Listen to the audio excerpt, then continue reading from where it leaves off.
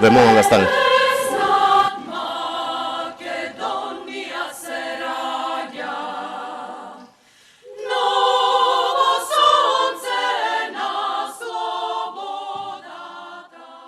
Време е за единство, одекна како порака во собранието во моментите кога Гордана Силјановска-Давкова ја презеде функцијата председател на државата.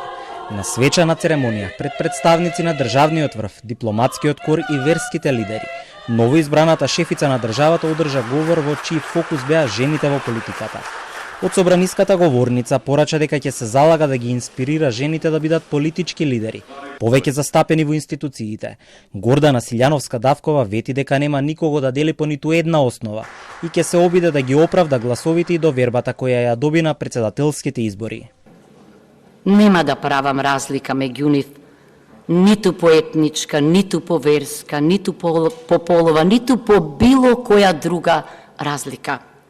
Ќе се обидам да ги оправдам овие илјадници гласови кои не се само најубав подарок за мојот роден ден, туку се и најголемата обврска што сум ја имала во животот.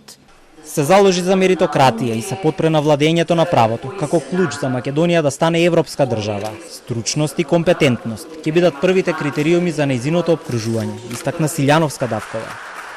Во ова собрание, јас законите ќе ги читам и ќе се обидам да укажам на женски начин дека не мора да дојде до вето, дека може да направиме преку обраќањето некои корекции.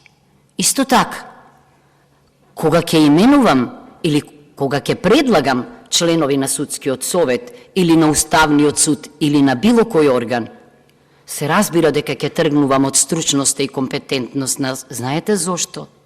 Затоа што жените се тамо на вистинските функции каде што се ценат стручноста и компетентноста. Неколку минути пред пригодниот говор, Гордана Силјановска-Давкова ја даде свечената заклетва. Изјавувам дека функцијата председател на Република Северна Македонија Изјавувам дека функцијата председател на Македонија ќе ја вршам совесно и одговорно. Ќе го почитувам уставот и законите и ќе го штитам суверенитетот, територијалниот интегритет и независноста на Република Северна Македонија. Силјановска-Давкова ја потпиша свечената изјава на која пишува Република Северна Македонија. На него изговори целосното уставно име. Потоа грчката амбасадорка во Скопје, Софија Филипиду, ја напушти собраниската галерија среде заклетвата. Филипиду дотогаш седеше помеѓу американската амбасадорка Агелер и холандскиот амбасадор Коп, веднаш до излезот од галеријата. Во говорот по заклетвата, Силјановска-Давкова пред стариот собраниски состав, но и будното око на новоизбраните пратеници, побара разбирање секогаш кога ќе даде свој предлог, но и кога ќе стави вето. Владење на правото е тоа што може да ја направи оваа земја европска држава. Владење на правото, не владење на малкумина, не владење на неколку мажи. Мислам дека ќе ми помогнете, а јас вам. Благодарам. Од собраниската сала, Силјановска-Давкова и останатите се упатија на свечен коктел во Кристалната сала. Се редеа честитките од страна на странските дипломати, гости на инаугурацијата, партиски представници и други поканети. По целиот формален, а потоа и неформален дел, Силјановска-Давкова се упати на финалната локација за денеска, Вила Водно. Ја пречека досегашниот председател Стево Пендаровски. Тој джентлменски ја прими првата жена председател во историјата на државата. Заедно се прошетаа во председателската вила и кратко поразговараа.